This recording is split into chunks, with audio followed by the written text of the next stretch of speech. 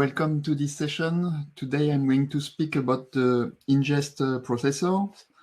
So to start with, what is an ingest processor? It's basically a way to, and an ingest pipeline, it's basically a way to transform a JSON document that you have here on the left part, which is the incoming document, and transform this document using an ingest pipeline. And an ingest pipeline is made of ingest processors. So for example, the dissect processor here can extract the meaningful information from the message field and create two overfields. And then you can apply also a lowercase processor, which is going to transform the uppercase form of the label field here to a lowercase form. And then at the end, you have a JSON document, which is going to be indexed. So on the fly, using an ingest pipeline, you can transform your JSON documents. We have a lot of ingest processors available out of the box. Some of them also are available as plugins, but here, those are the main processors I have seen used in production, like the lowercase one that I just spoke about, the remove, the rename, the script processor, where you can execute painless script to transform the data on the flies again. Here, I want to cover two processors who are not super well known, the Circle one and the Enrich one. So to start with the Enrich processor, we are going to cover that with a demo in a moment. The goal with these processors is to enrich a document using information that you have in other indices by doing basically lookups. So you have some source data, and you create what we call an enrich policy. This is going to create behind the scene an enrich index, which is going to be used by the enrich processor. And then at the end, you will be able to index the document that has been enriched with whatever data you have. So we will cover that in a moment. Before that, I want to introduce the Circles processor. So why did we create a Circle processor? Actually, when you want to index a circle in Elasticsearch, the old way of doing that was using what we call prefix trees, which is now deprecated, and where you were specifying here, for example, a circle with a radius and something like that. Instead, we recommend using now BKD trees, and BKD trees are the new way to index polygons. But BKD trees cannot support circles. So if you want, and the reason we are inviting you to use BKD trees is because they are much faster to use in production. They are producing less data on disk, so it's a super efficient way to index data. And then also for searching, it's much faster than we used to have with prefix trees. So because we don't support a circle as is in BKD trees, you need to transform actually your document, your circle, to a polygon. And this is what you have here, you have a polygon. And this is what the Circle processor is helping for.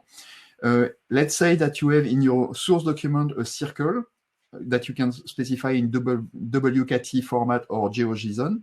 And then you need to actually provide a polygon instead, either in WKT or GeoJSON again. So this is the goal of the Circle processor. Depending on the error distance that you are going to allow, you are going to produce less or more sides for the polygon. It can be up to 1,000, not more than that. But so it depends on the radius that you have and the error distance that you are going to allow. So let me cover that with a demo. So let me open that.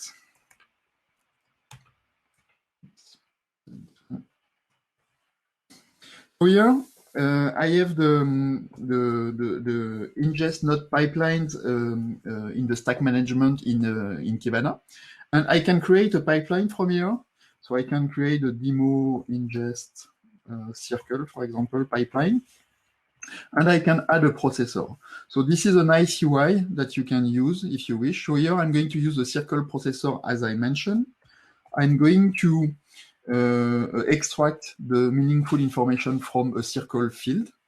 And the shape type I have is a GeoShape field type.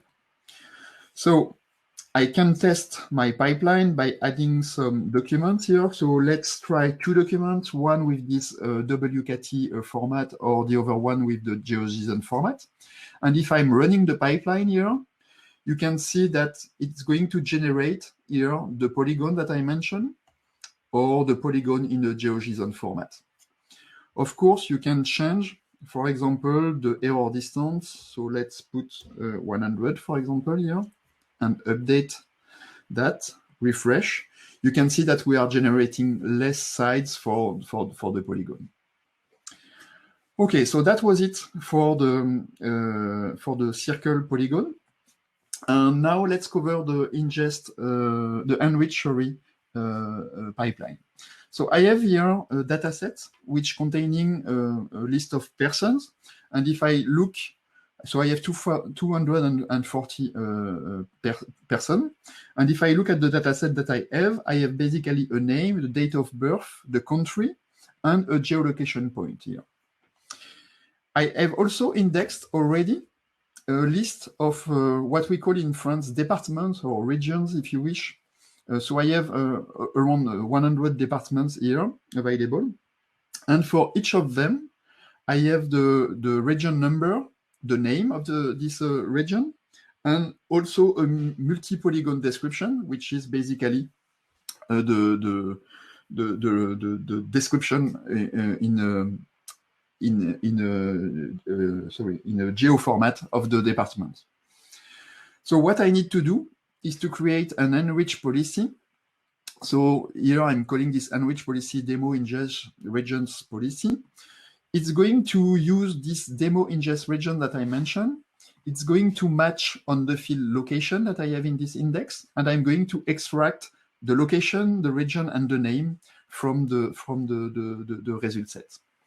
I need to execute this policy. So when I'm executing that, it's going to create actually an internal enrich index, which is totally optimized for the use case. And now I can start to define my pipeline. So here I'm creating this. So I'm not using this time the web interface that we saw just previously, but I'm going to use the REST API, but this is exactly the same thing. So what I'm going to do, I'm going to execute it. So I'm going to first enrich my document using this policy that we just created. And I'm going to extract the meaningful information from the source document from the geo_location field. And I'm going to write the content that I have extracted to geo_data field. And then I don't need anymore, I need to remove, I don't want to use the geo_data.region name, but I want to have a flat structure. So I'm going to rename this field to region. Same for the name of the region, it's going to be region name. And then I will remove geodata totally because I don't need to have the polygon itself in my result set. I'm going to simulate this. So here, this is the first document that I mentioned previously, where I have the name, date of birth, country, and geolocation. If I'm now applying my ingest pipeline, I can see that after the simulation, I have now the region name and the region. So we are all set.